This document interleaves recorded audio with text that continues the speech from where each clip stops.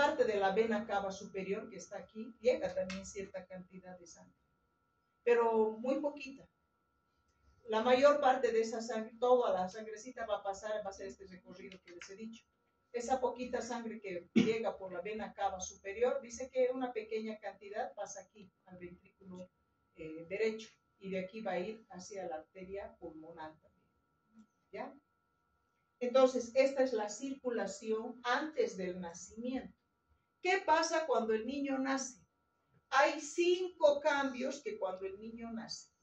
¿Cuáles?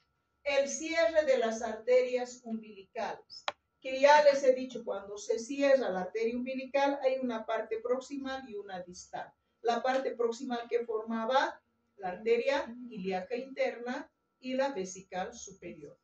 Y la parte distal va a formar el ligamento umbilical, ¿sí?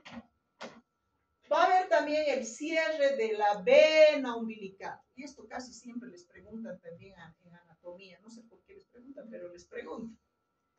¿Qué va a formar el cierre de la vena umbilical? El ligamento redondo del hígado. ¿Listo? Va a haber también cierre después del conducto venoso. ¿Y qué va a formar este cierre del conducto venoso? Un ligamento, que es el ligamento venoso. ¿Qué va a formar el cierre del conducto arterioso? El ligamento arterioso. Y finalmente, el último cambio que sucede, les había dicho ya hace un rato, que cuando el niño nace, se cierra el agujero oval. ¿No es cierto? ¿Ya? Entonces son los 5 cambios que suceden en el momento del nacimiento. Sistema linfático. Aquí nos dicen que el sistema linfático se forma más o menos a la 5ª semana, como unos pequeños sacos del endotelio de las venas, y tenemos 5 linfáticos primarios. 2 yugulares que se encuentran entre la vena subclavia y la cardinal anterior, 2 ilíacos que se encuentran entre la vena ilíaca y la cardinal posterior, uno retroperitoneal que está cerca a la raíz del mesenterio, y además tenemos una cisterna de Kilo que se encuentra en la parte dorsal del saco retroperitoneal. Ahí está resumidito.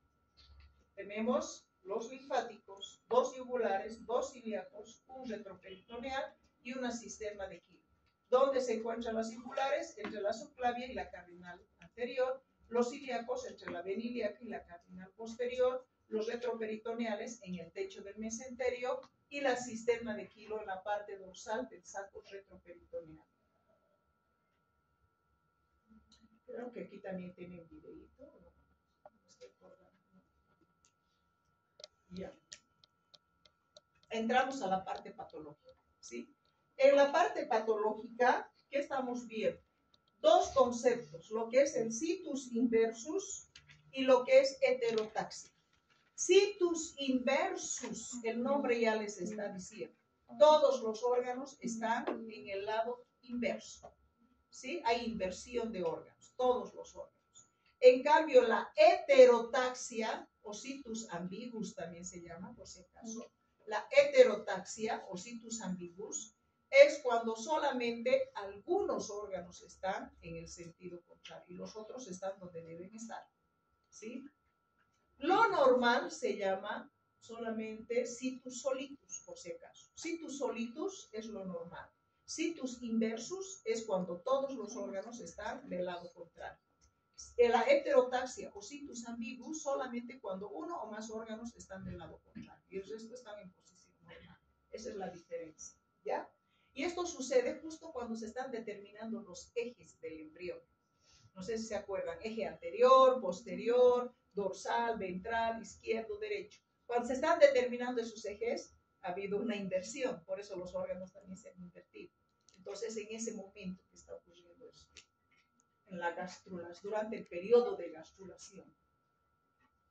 Aquí tenemos una patología que es la comunicación, como pueden ver, interauricular. Se cree que esa alteración puede estar presente porque ha habido una resorción excesiva del septum primum o por ahí el septum secundum no se ha desarrollado bien, porque no olviden que entre el septum secundum y el primum se tienen que pegar, ¿no ven? Si este está muy cortito, no va a cerrar. O si este está muy corto, tampoco va a cerrar. Eso es lo que nos están diciendo. Corazón trilocular o biventricular. ¿Por qué trilocular? Porque aquí hay una sola aurícula y dos ventrículos. De ahí viene trilacular. O biventricular, nos dicen porque hay solamente dos ventrículos. En cambio aquí es una sola aurícula. O sea, en el trilocular va a haber una ausencia total del tabique interauricular. Y esto además dice que puede estar asociado también a patologías mucho más graves del corazón. Cierre prematuro del agujero oval, porque hemos dicho que el agujero oval, ¿cuándo se cierra? Desde el momento del nacimiento, ¿ve? Pero puede cerrarse antes, y esto puede ocasionar una hipertrofia masiva de esta aurícula y este ventrículo derecho, y menos desarrollo de la aurícula y el ventrículo izquierdo. Atresia tricuspidia, atresia, se ha cerrado. Tricúspide, ¿dónde está la tricúspide? ¿En el lado izquierdo o derecho? En el derecho. Miren cómo está, se ha cerrado el agujero auriculoventricular. Hay una atresia tricuspidia. Y esta atresia tricuspidia puede también relacionarse, dice, con un agujero oval permeable, con una comunicación interventricular, con una hipoplasia del ventrículo derecho y una hipertrofia del ventrículo izquierdo. Anomalía de Epstein, esta es la anomalía de Epstein, miren qué interesante, ¿dónde está la falla? Aquí, a nivel del agujero auriculoventricular derecho. ¿Qué ha pasado aquí? La válvula tricúspide ha sido llevada hacia la punta del ventrículo derecho, por lo tanto hay una aurícula bien grande y un ventrículo derecho chiquitito, ¿sí? Bastante pequeño. Defectos del tabique interventricular. ¿Se acuerdan que en el tabique interventricular hemos dicho porción muscular, porción membranosa? Lamentablemente dice que el 80% de defectos a nivel del tabique interventricular es dado aquí, a nivel membranoso. ¿Por qué les digo lamentablemente? No es lo mismo reparar una membrana que músculo. El músculo es más fácil. La membrana tiene tendencia a rasgarse, es mucho más lábil, más frágil. Y no, aquí nos dicen que el 80% ocurre aquí, en la porción membranosa. Y que además podría esto también asociarse con patologías del cono y del tronco. Tetralogía de Fallot, esto ya lo deben saber. Tetra, 4, ¿no? 4 fallas que tiene que haber a nivel del corazón. Una de las fallas es la estenosis de la arteria pulmonar, la comunicación interventricular, el cabalgamiento de la aorta. ¿Por qué le llaman cabalgamiento de la aorta? Porque fíjense que aquí está la comunicación interventricular y la aorta está como cabalgada sobre esa comunicación. Por eso le llaman cabalgamiento de la aorta. Y finalmente, hipertrofia del ventrículo derecho. ¿Sí? Está mucho más desarrollado. Esos son los 4 signos que vamos a encontrar en la tetralogía de Fallot. Y luego tenemos la transposición de los grandes vasos. Acuérdense que habíamos dicho que en el cono y el tronco tiene que haber una tabicación donde se forman los dos rebordes primero, y luego estos rebordes van creciendo y forman unos tabiques que tienen que hacer un movimiento en espiral. ¿Para qué? Para que la arteria pulmonar salga del ventrículo derecho y la aorta del izquierdo, ¿sí? Aquí nos están hablando de transposición de los grandes vasos. Miren, está al revés. ¿Qué ha pasado? No ha habido ese movimiento en espiral de los tabiques conotroncales. Han salido rectos. Por eso ahora la aorta sale del ventrículo derecho y la pulmonar del izquierdo. Miren, está al revés. Si esto hubiera hecho un movimiento en espiral, entonces aorta salía por aquí y por aquí salía la pulmonar, que es lo normal. ¿Sí? ¿Se entiende? Secuencia de DiGeorge, esto ya lo hemos visto también en cabeza y cuello. Pero bueno, de todas formas, ¿por qué lo están poniendo aquí? Porque no se olviden que en la secuencia de DiGeorge hay alteraciones craniofaciales, hay alteraciones del corazón, ¿sí? ¿Y por qué? Porque hay falla a nivel de las células de la cresta neural. ¿Listo? Y también nos hablan de la ectopía cordis. Yo les había dicho que el corazón de inicio se forma cerca a la boca y luego desciende hasta el tórax, y ahí es donde lo tenemos definitivamente. Y cuando hablamos de ectopía cordis, realmente nos da la razón de que sí ha pasado eso. Porque fíjense que puede haber niños que su corazón está en el cuello, o está en el tórax, pero está por fuera. O incluso algunos llegan hasta entre el tórax y el abdomen. ¿Sí?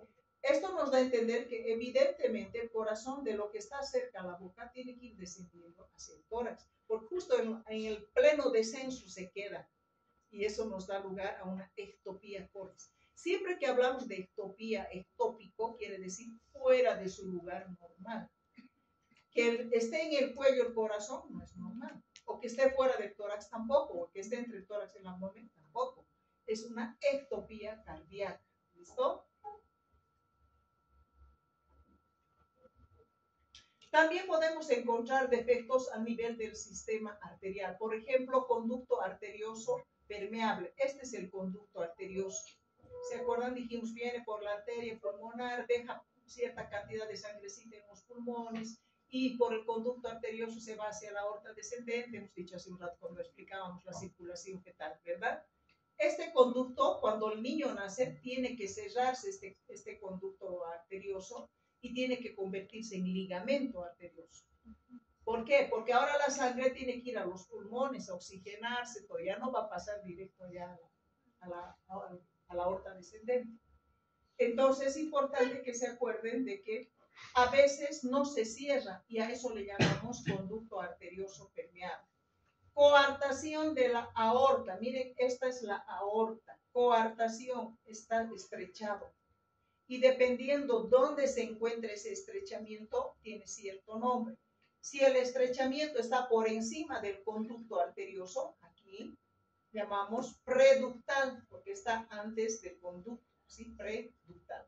Si está a nivel del conducto arterioso el estrechamiento, llamamos ductal. Y si está más bien por debajo del conducto arterioso, llamamos postductal. ¿Listo? Y eso es todo.